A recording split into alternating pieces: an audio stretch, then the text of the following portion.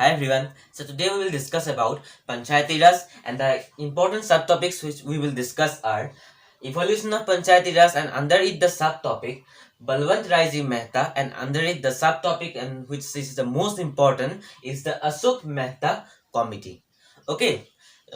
जो पहली बार इस वीडियो को देख रहे हैं उन लोगों के लिए मैं बता दूं कि हम लोगों ने इन तीनों पॉइंट्स कवर कर लिए हैं, ठीक है। तो फिर भी मैं आप लोग को बता दूं कि पंचायती राज क्या है। पंचायती राज रूरल लोकल सेल्फ गवर्नमेंट, मतलब गांव के जो लोकल गवर्नमेंट्स हैं उसको हम बोल सकते हैं पंचायती राज। नेक्स्ट है इवोल्यूशन ऑफ पंचायती राज, जिसमें हम लोग पढ़ते हैं कि फर्स्ट पहले कब इसे पंचायत को टर्म आया था और कब कॉन्स्टिट्यूशनली इसे अडॉप्ट किया गया था, उनके बीच में जो कुछ भी है वो हम लोग इवोल्यूशन में पढ़ते हैं। जिसमें पहला हम लोगों ने पढ़ा कि बलवंत राय जी मेहता कमेटी, जिसमें हम लोग को 3 टायर गवर्नमेंट और बहुत सारे कुछ सीखना मिला, वो आया था 1957 में। उसके 20 साल बाद अशोक मेहता कमेटी आए दिसंबर में, ठीक है। इस कमेटी में क्या है देखिए, उस टाइम में जनता गवर्नमेंट थे। जनता गवर्नमेंट ने एक कमेटी ऑर्गेनाइज किया और उस कमेटी के चेयरमैन अशोक मेहता जी थे। और अशोक मेहता जी के चेयरमैनशिप में ये कहा गया कि आप लोग इस बलवंत राय कमेटी के जो प्रोविजंस थे, मतलब जो कुछ भी थे, वो इम्प्लीमेंट हो रहा है कि नहीं, वो अच्छा है कि नहीं, उसे देखने के लिए, उसकी इफेक्टिवनेस को देखने के लिए इस कमेटी को बैठाया गया, ठीक है। और दिसंबर 1977 के दिसंबर के महीने में इसे इम्प्लीमेंट किया गया था। और 8 महीने बाद यानी अगस्त 1978 को अशोक मेहता जी के चेयरमैनशिप में जो कमेटी थे उन लोगों ने अपना रिपोर्ट सबमिट कर दी है नेशनल डेवलपमेंट काउंसिल को, एनडीसी को, ठीक है। और उसमें 132 रिकमेंडेशंस दिया गया था, ठीक है।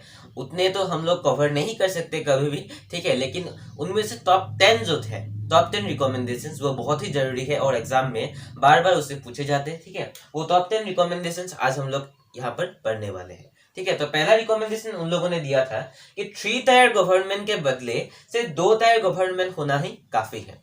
मतलब 3 टायर के बदले सिर्फ 2 टायर, जिसमें सिर्फ जिला परिषद और मंडल पंचायत होंगे। जिला परिषद डिस्ट्रिक्ट लेवल में और मंडल पंचायत गांव के लेवल में और विलेज के लेवल में। पहले क्या थे, 3 टायर थे, एक तो था जिला परिषद, नेक्स्ट था ब्लॉक के लेवल में जो था पंचायत समिति, और विलेज के लेवल में क्या था, ग्राम पंचायत था। लेकिन विलेज और ब्लॉक को कंबाइन करके मंडल पंचायत कर दिया गया, ठीक है।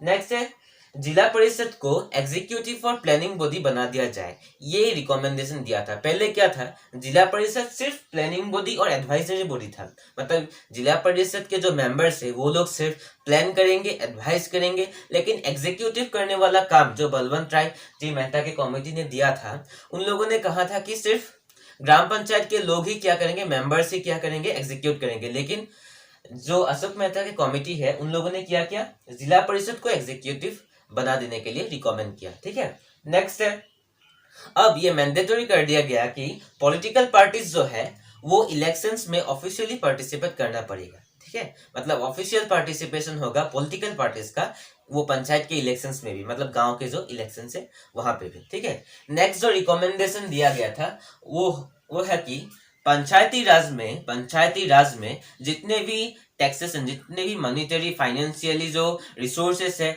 उसे यूज करने के लिए उसे पावर देना चाहिए। मतलब पंचायत को भी पावर देना चाहिए, पावर होना चाहिए उन लोगों को कि वो अपने जो रिसोर्सेस है, फाइनेंशियल रिसोर्सेस, वो यूज कर सके, ठीक है। नेक्स्ट जो पॉइंट इंपॉर्टेंट है वो है रेगुलर सोशल ऑडिट। यहाँ पर ऑडिट का मतलब है एग्जामिनेशन, मतलब कौन एग्जामिन करेगा, रेगुलरली एग्जामिन करना चाहिए। कौन करेगा, डिस्ट्रिक्ट के जिला परिषद के मेंबर्स करेंगे कि सही मायने में जो फंड्स निकल के आया है, जो फाइनेंशियल रिसोर्सेस निकल के आया है, वो सही इंसान को, सही ग्रुप्स को पहुंचा कि नहीं पहुंचा, ठीक है। तो ये बहुत इंपॉर्टेंट है। नेक्स्ट है कि स्टेट गवर्नमेंट जो पंचायती राज के प्लेस कभी नहीं ले सकता। मतलब स्टेट गवर्नमेंट अपने रास्ते है और पंचायती राज अपना रास्ता, मतलब इतना भी नहीं कि पूरा छूट दे दे, मतलब लेकिन कि पंचायती राज का प्लेस कभी नहीं ले सकता, ठीक है। ये क्वेश्चन आ सकता है। नेक्स्ट है न्याय पंचायत को एक सेपरेट बॉडी घोषणा कर दिया जाए और उसमें क्वालिफाइड जज का होना बहुत जरूरी है। और यहाँ पर आप लोग देखें कि न्याय पंचायत क्या है, बलवंत राय जी के मेहता ने तो बताया था कि 3 टायर के गवर्नमेंट होना जरूरी है, लेकिन लेकिन 3 टायर के बाद भी एक चौथा टायर कुछ स्टेट्स ने खुद तैयार कर लिए थे, ठीक है। और उन स्टेट्स में न्याय पंचायत वो चौथा क्या था, टायर थे। न्याय पंचायत क्या था, उसमें क्रिमिनल केसेस, सिविल केसेस, वो क्रिमिनल केसेस और सिविल केसेस सॉल्व किया जाता था, ठीक है। और इसलिए कहा गया है कि न्याय पंचायत अगर है तो कोई मतलब इशू नहीं है, अगर है तो वो सेपरेट बॉडी होगा, ठीक है। और उसमें क्वालिफाइड जज का होना बहुत ही जरूरी है, ठीक है। नेक्स्ट है यहाँ पर देखिए, पंचायती राज का जो इलेक्शन है उसे करवाएगा कौन, मतलब ऑफिशियली एक किसी को तो एक पोस्ट होना चाहिए ना, ये ऑफिसर करवाएगा। तो इसलिए चीफ इलेक्टोरेट ऑफिसर एक पोस्ट नियुक्त किया गया, और वो ऑफिसर ही वो चीफ इलेक्शन कमीशन के मदद से वो पंचायती राज के जो भी इलेक्शन से उसके ऊपर जो भी काम है वो देखता रहता है, ठीक है। नेक्स्ट है, स्टेट काउंसिल में एक मिनिस्टर का होना बहुत जरूरी है, ताकि वो देखे कि पंचायत में क्या हो रहा है ओवरऑल। मतलब ऐसा नहीं है कि पंचायत को पूरा छूट दे दे, मतलब पंचायत जो भी है करो, स्टेट को भी तो ध्यान रखना चाहिए ना। ध्यान रखने के लिए एक मिनिस्टर होना चाहिए स्टेट में भी, स्टेट काउंसिल में, ठीक है। और एससी और एसटी के लिए वो रिजर्व होना चाहिए, ठीक है। और लास्ट पॉइंट है जो बहुत ही इंपॉर्टेंट है, वो है जो अशोक मेहता के कमेटी ने फर्स्ट कहा था कि जो पंचायत है वो कॉन्स्टिट्यूशनली अडॉप्ट करना जरूरी है, ठीक है। तो आप लोग स्क्रीनशॉट ले सकते हैं इस पूरे का, ठीक है। और यही थे कुछ इंपॉर्टेंट पॉइंट्स, ठीक है।